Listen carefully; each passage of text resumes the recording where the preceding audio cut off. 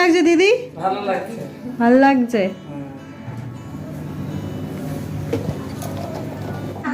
মাঝে মাঝে লাইট চলে যাচ্ছে। জয়িতাদি, তুমি বুক করেছিলে আজকে পূজার রিসেপশনের জন্য, তো পূজা তো একদম কমপ্লিট, ও বেরিয়ে যাবে।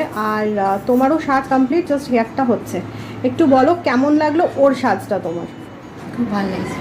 আর তোমার সাজটা? ভালো হয়েছে, যেরকম চেয়েছিলাম সেরকম। আর তোমার যাকে ভালো লাগছে দেখতে? এগুলো কিন্তু কোনো শেখানো পড়ানো ভিডিও নয়।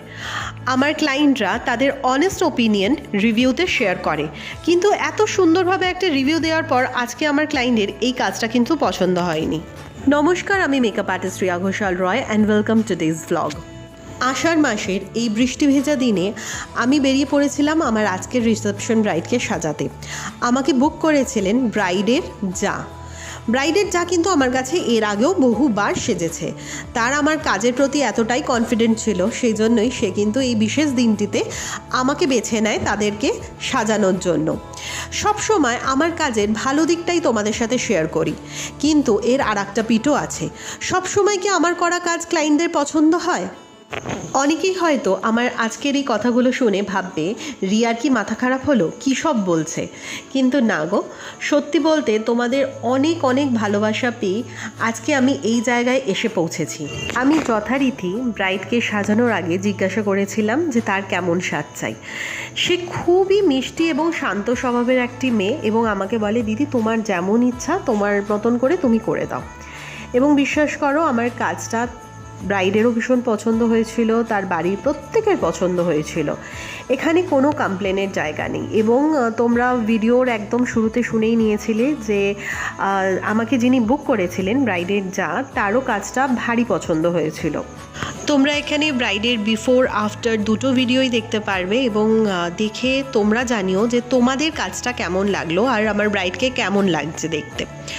সত্যি কথা বলতে আমার ব্রাইডকে নিয়ে আমি ভীষণই স্যাটিসফাইড ছিলাম ওকে সাজিয়ে, কারণ প্রচণ্ড আমার সাথে কোঅপারেট করেছে, এবং আমার সাথে রুমে যে কজন ছিল তারা প্রত্যেকেই আমাকে কোঅপারেট করেছে। কেউ লাইট ধরতে হেল্প করছিল, কেউ আমাকে জিনিস এগিয়ে দিচ্ছিল।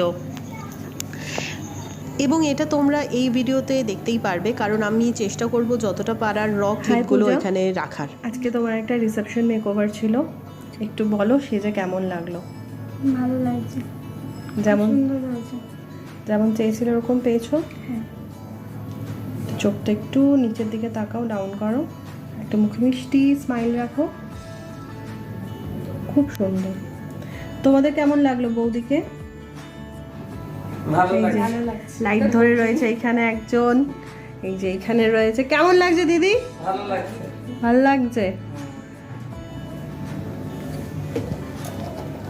একটু চাপ না বেটা লাইটটা, মাঝে মাঝে লাইট চলে যাচ্ছে।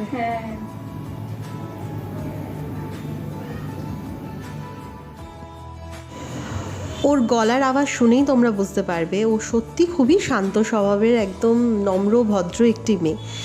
এবং ওকে সাজিয়ে আমি ব্যক্তিগতভাবেও ভীষণ স্যাটিসফাইড ছিলাম। সামনে থেকেও ওর সাজটা দেখতে খুবই ভালো লাগছিল, ভীষণ গ্লজি একটা মেকআপ ছিল।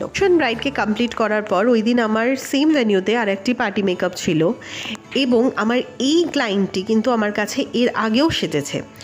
এবং জয়িতাদির সাথে আমার বেশ ভালো একটি সম্পর্ক, এবং রিয়া আমাকে ফার্স্টেই বলে রিয়া আমার কিন্তু নিউড লিপস্টিক একদম স্যুট করে না, তো প্লিজ আমাকে নিউড লিপস্টিক দেবে না, আর যতটা সিম্পল ওপর কাজটা করা যায় আমাকে একদম সিম্পলের ওপরই সাজিও।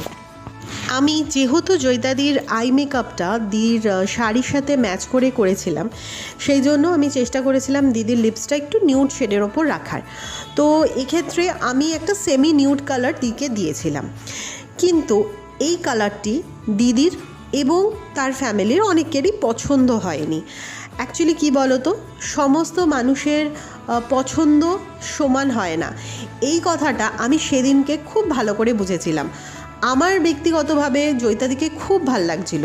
বিশ্বাস করো, এই একটা লিপস্টিকের শেড কিন্তু পুরো মেকআপটার গেম চেঞ্জার হয়ে যায়।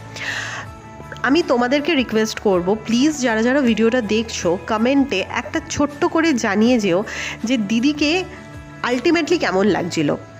আমি দিদির বিফোর লুকটা নিতে পারিনি, কারণ দিদি নিজেও খুব ব্যস্ত ছিল। একটা বিয়েবাড়ির বুঝতেই পারছো বড় যা বলে তার দায়িত্ব অনেক বেশি থাকে। কিন্তু আমার ব্যক্তিগতভাবে জানি না কেন দিদিকে ভীষণ ভাল লাগছিল।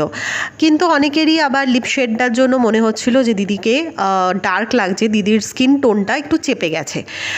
যাই হোক, এটা নিয়ে একটা প্রত্যেকের মনেই একটা মানে দ্বন্দ্ব ছিল, এবং আলটিমেটলি দিদিরও একটু মন খারাপ হয়ে গিয়েছিলো, এবং দিদি আমায় বলে, রিয়া আমার কিন্তু তোমার আজকে সাজানোটা পছন্দ হয়নি।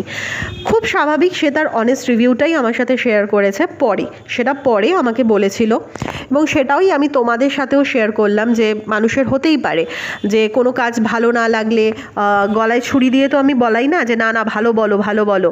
সে তার অনেস্ট রিভিউটাই আমার সাথে। তবে শেষে আমি যেটা করেছিলাম, ওর লিপ শেডটা চেঞ্জ করে দিয়েছিলাম, আর একটু রেডিশের ওপর লিপ শেড দিয়েছিলাম, যেটা দেওয়ার পর একটু দিদির আগের থেকে মানে মনে হয়েছিল যে না ঠিক আছে চলো আগের থেকে বেটার লাগছে। লাস্ট মোমেন্টে অনেকটা লেট হয়ে গেছিলো বলে দিদির লিপ শেডটা চেঞ্জ করার পরের আর কোনো ফটো বা ভিডিও আমি তুলতে পারিনি। তোমরা জানিও তোমাদের এই ভিডিওটা কেমন লাগলো আর আজকের কাজটা কেমন লাগলো। দেখা হবে নতুন কোনো ভিডিওতে নতুন কোনো অভিজ্ঞতার সাথে। ততদিনের জন্য টেক কেয়ার অ্যান্ড বাবা, and do follow my page profile.